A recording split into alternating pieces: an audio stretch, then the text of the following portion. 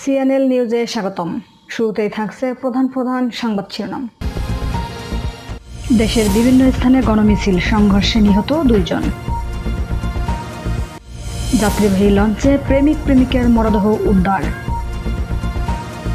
বৈষম্য বিরোধী ছাত্র আন্দোলনের বিক্ষোভ কর্মসূচি আজ। খুলনায় সংঘর্ষে পুলিশ সদস্য নিহত, গাড়িতে আগুন, আহত অর্ধশত। এবার অন্যান্য শীর্ষ সংবাদ। কাল থেকে সর্বাত্মক অসহযোগ আন্দোলন। বুকে জড়িয়ে গুলিতে আহত শিশুকে হাসপাতালে নিল পুলিশ।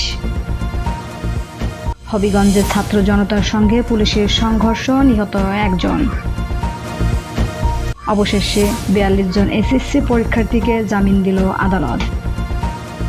সর্বোচ্চ সহনশীলতা দেখিয়ে আন্দোলনের সমন্বয়কদের সঙ্গে বসতে চায় আওয়ামী লীগ। এতক্ষণ শুনছিলেন শিরোনাম, এখন বিস্তারিত।